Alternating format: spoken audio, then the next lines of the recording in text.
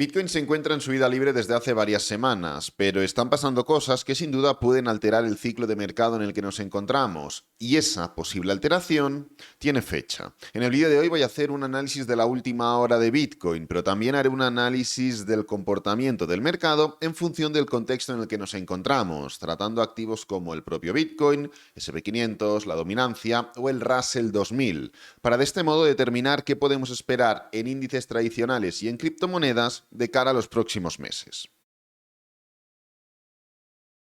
Bueno, lo primero que voy a hacer es sentar las bases del vídeo a través de las cuales voy a ir desarrollando los diferentes análisis para llegar a la conclusión final.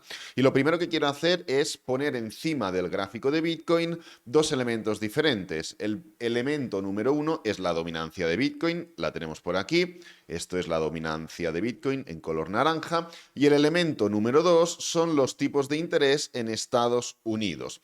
Entonces, quiero que nos traslademos al año 2019, que es el último punto, porque fue la última alteración del ciclo, en el que encontramos cambios importantes en estos tres activos. Fíjate, lo que primero llegó al tope del movimiento ascendente que estuvimos teniendo tanto en Bitcoin como en las subidas de tipos de interés como en la dominancia fue el propio Bitcoin. Es decir, en junio del año 2019, Bitcoin llega al máximo antes de iniciar un movimiento bajista.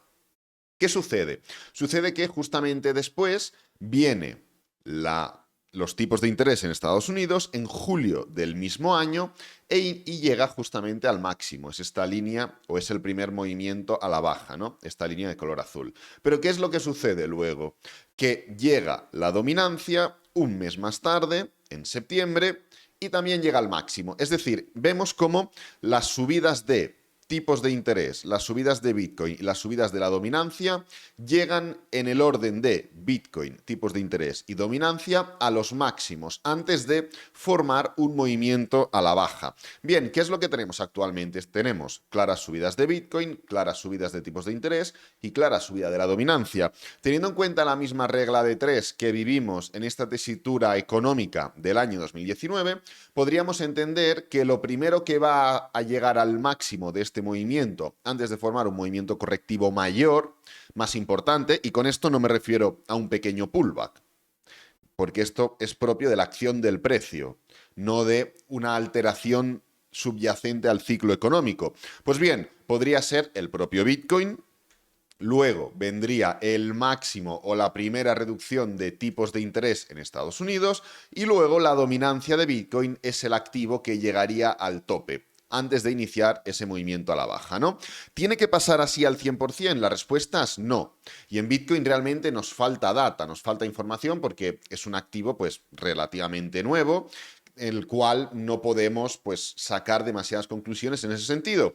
Pero lo que sí que podemos hacer es extrapolarlo al SP500 y lo voy a hacer muy rápido porque ya lo hemos tratado en otros vídeos, como por ejemplo el de ayer, y como puedes comprobar, ya tengo hasta las líneas marcadas. ¿Qué es lo que pasa cuando se inician recortes en las tasas? ¿Qué es lo que pasa cuando llegamos a la línea de color blanco? Que se inicia un movimiento a la baja del SP500, que se inicia un movimiento a la baja del SP500. No tiene que ser inmediato, pero termina formándose una caída. Nuevamente llegamos al máximo en tipos de interés y el SP500 inicia un movimiento a la baja. Nuevamente llegamos a máximos en tipos de interés y el SP500 inicia un movimiento a la baja. Nuevamente llegamos a máximos de tipos de interés y así sucesivamente. ¿Es casualidad? No. Forma parte de la estructura del ciclo económico. Más adelante iremos desarrollándolo de forma más clara. Pero estamos basándolo todo, o este movimiento, en el recorte de esos tipos de interés. Pero cuando la Reserva Federal en Estados Unidos va a recortar tipos de interés. Bueno, luego quiero tratar esta métrica de aquí, el year to date o el ROI anual en un activo muy concreto, no va a ser en Bitcoin, pero antes de ello, si nos venimos a FedWatch Tools, podemos comprobar que en cuanto a probabilidades, se espera que el primer recorte de tipos de interés venga en mayo del año 2024, pero esto es lo que se espera desde hace bastante tiempo, lo que a partir de ayer y de antes de ayer empezó a cambiarse un poco esa tesitura. Y si nos venimos a marzo del año 2024, podemos comprobar que hasta hace literalmente una semana, la probabilidad de que se reducieran los tipos de interés en marzo del año 2024 era solo del 27%. Actualmente es del 44,46%. Es decir, podemos entender que la tendencia de que los tipos de interés se recorten realmente en marzo es elevada, por lo que hoy en día es solo del 44%, pero es muy probable que en una semana o 2 semanas sea esta tabla de probabilidades la que marque ya que de forma clara en marzo del 2024 se van a recortar los tipos de interés.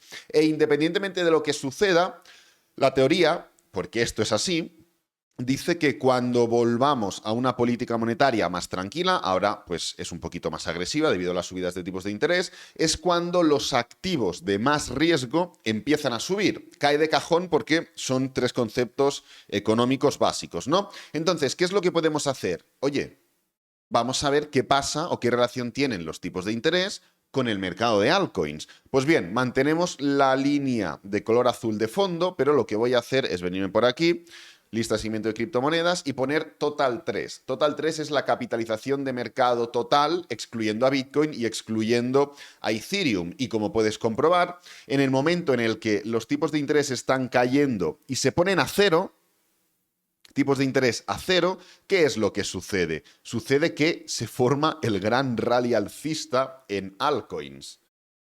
¿Es casualidad? La respuesta es no. Se forma un rally en el momento en el que no hay esas limitaciones en cuanto a tipos de interés, en cuanto a, pues, dificultar el crédito, dificultar el gasto y el consumo, que es lo que se busca cuando se van subiendo los tipos de interés, ¿no? Pero claro, las criptomonedas como tal, per se, ya son consideradas activos de riesgo.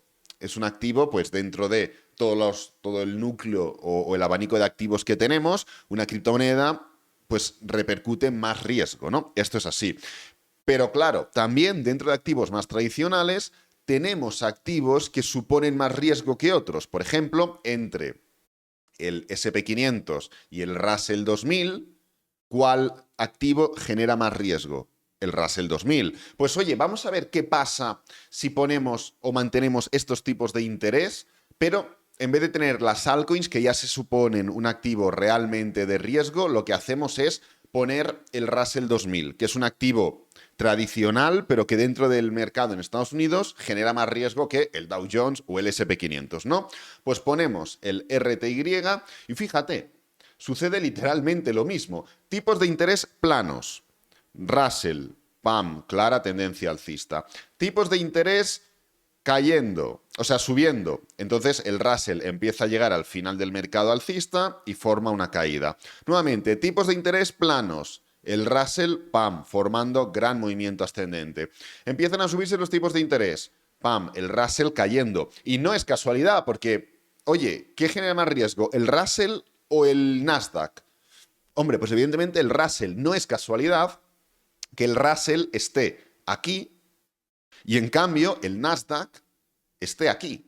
El Nasdaq está a tropezarse de generar nuevos máximos históricos. En cambio, el Russell está realmente lejos. ¿Crees que es casualidad? La respuesta es no. Pero vamos a ir aún un paso más allá. Vamos a compararlo, o vamos a comparar, mejor dicho, un activo de riesgo, como es el Russell, con un activo de no riesgo, como puede ser el SP500. Quitamos esta gráfica de aquí, o bueno, de momento la vamos a mantener, lo de los tipos de interés de fondo, y vengo aquí, le clico a RTY y lo divido entre SPX, es decir, el índice Russell entre el índice del SP500. ¿Esto qué nos está indicando? Esto nos está indicando que cuando este activo sube, significa que el Russell se comporta mejor que el SP500.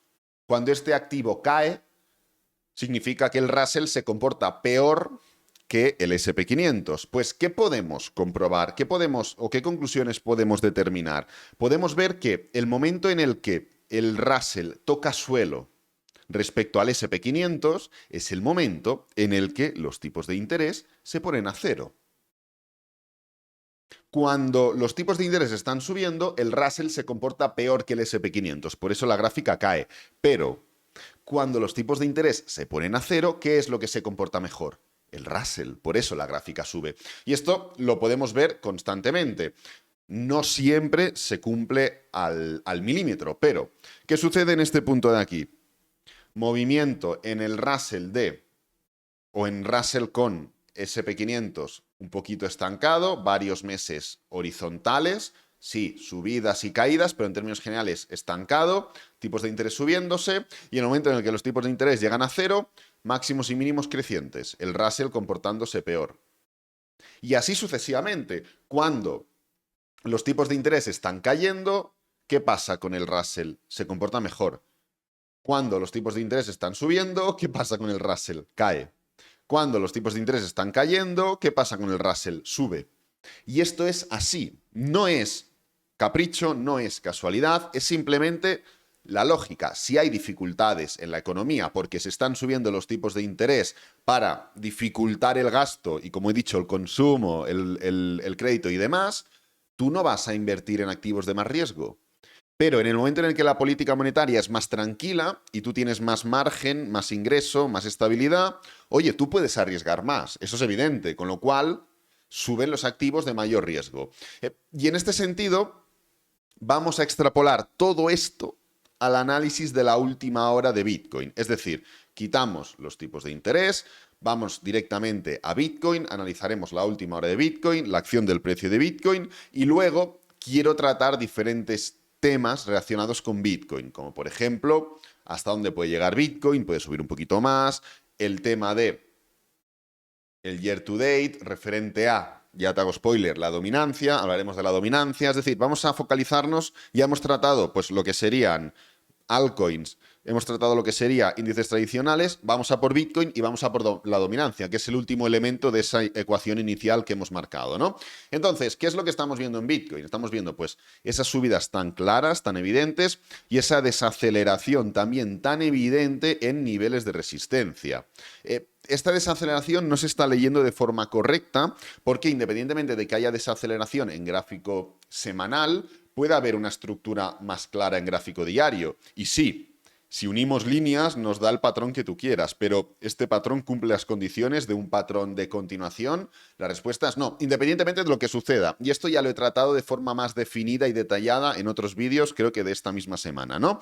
Pero esta estructura que estamos viendo no representa y no esclarece la desaceleración que estamos viendo en lo que sería el gráfico semanal, porque independientemente, como digo, de que haya desaceleración en gráfico semanal, puede formarse un patrón de triángulo claro, o un canal, o una cuña, o un hombro cabeza hombro, lo que sea, y que del mismo modo el gráfico semanal no dé tanto detalle porque no tiene tanta vela, al final una semana son 7 velas diarias, y se denote como una desaceleración. Esto se llama multi-time frame analysis, ¿no? Entonces, ¿el precio puede seguir subiendo? La respuesta es sí. Ahora veremos hasta dónde. Pero lo que realmente debería hacer es un pullback. Es formar un movimiento a la baja, formar una pequeña caída. Y del mismo modo que si vais a los análisis de estos últimos meses, veréis que aquí comentamos que el precio iba a darse la vuelta debido a que el precio había caído, roto con fuerza y frenado, desacelerado y girado. Y aquí comentamos que el precio iba a caer debido a que el precio había subido, frenado, desacelerado y antes de girar, evidentemente ya hablábamos de este giro. Aquí comentamos literalmente lo mismo, de que doble techo en nivel de resistencia, lo que podíamos ver era esto. Es lo que comentábamos, que el precio podía caer sin ningún problema hasta niveles cercanos a los 20.000 puntos. Pero ¿qué es lo que dijimos en el momento en el que el precio nuevamente cayó y en vez de caer frenó? Ojo, nos vamos para arriba. Pues aquí tenemos literalmente la misma tesitura que aquí, aquí, aquí y aquí. No puedes aquí estar marcando una cosa referente a esta acción del precio y en esta misma acción del precio marcar otra y decir que por tu cara bonita el precio sube. No puedes. Luego el precio, como siempre digo, hará lo que tenga que hacer, pero lo que es la probabilidad y la lectura de la acción del precio es evidente. Ruptura ascendente, fuerte, máximos crecientes, mínimos crecientes, dejamos atrás esta estructura correctiva, todo lo que tú quieras, pero en vez de romper y continuar, freno, desaceleración, resistencia, 1 más 1 son 2, con lo cual sí, puede seguir subiendo y ahora hablaremos de eso, pero lo habitual, lo normal y lo natural es que hagamos esto. Hagamos por lo menos esto. Luego ya veremos cómo llegamos a estos niveles, pero lo normal es hacer esto. Eso es evidente, ¿no? Y oye, ¿hasta dónde puede subir? ¿Hasta dónde puede llegar este movimiento ascendente de Bitcoin? Pues bueno, si cogemos y lanzamos Fibonacci desde los máximos anteriores, podemos darnos cuenta que en el punto en el que nos encontramos es en el nivel de 0,618. Y si te digo que podemos llegar hasta los 48.000, ¿por qué podemos llegar hasta los 48.000? Pues porque nos venimos aquí, tiramos Fibonacci desde estos niveles de aquí y vemos que antes de iniciar una caída de vamos a ver, la caída total de Bitcoin desde estos máximos de un 72%, o es que hubo lo que hubo en el año 2020. Vale, pues antes de eso ya fue un 53%. El precio llegó al nivel de 0,75. Si hacemos literalmente lo mismo, podemos llegar a caer nuevamente hasta los 55%, 21.000 puntos, si replicamos lo que hacíamos anteriormente, dejando de lado esta estructura de aquí del año 2020. Oye, Alex, pues que lo estás comparando con otro ciclo, el mercado no tiene por qué repetirse. Sí, ya lo sé, pero ¿por qué comparamos Bitcoin con anteriores movimientos? Por dos motivos muy concretos. Motivo número uno, en eso se basa el trading. En eso se basa el análisis, en la repetición de patrones. Si los patrones no se repitieran, tú no podías analizar nada. ¿Entiendes? Entonces, ¿por qué sabemos que después de un doble techo nivel de resistencia, lo más probable es que el precio caiga? Pues porque lo ha hecho 1000 veces atrás durante los últimos 10 años. Entonces, la probabilidad es elevada porque se repite el patrón. Pero no solo por eso, y es que en Bitcoin concretamente repetimos mucho, constantemente, los mismos patrones. Mucho y constantemente. Solo tienes que ver cómo se comporta el mercado. Movimiento exponencial. Pullback, doble suelo.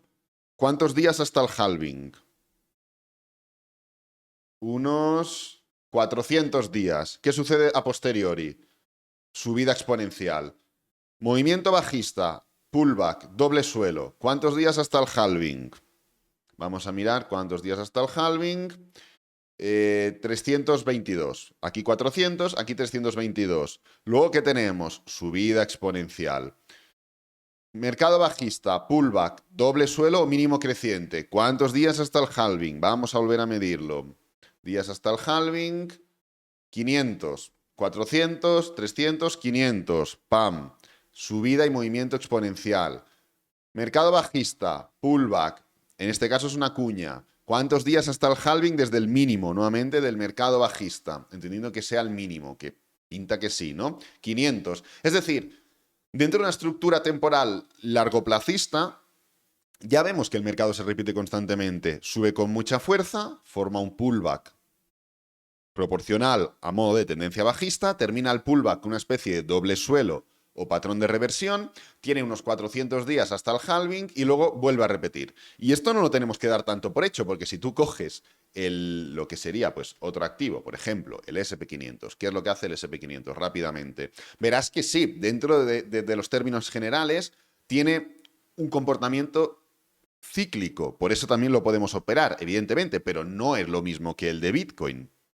Aquí hay pullbacks que no son tan pullbacks. Aquí hay muchas caídas intermedias.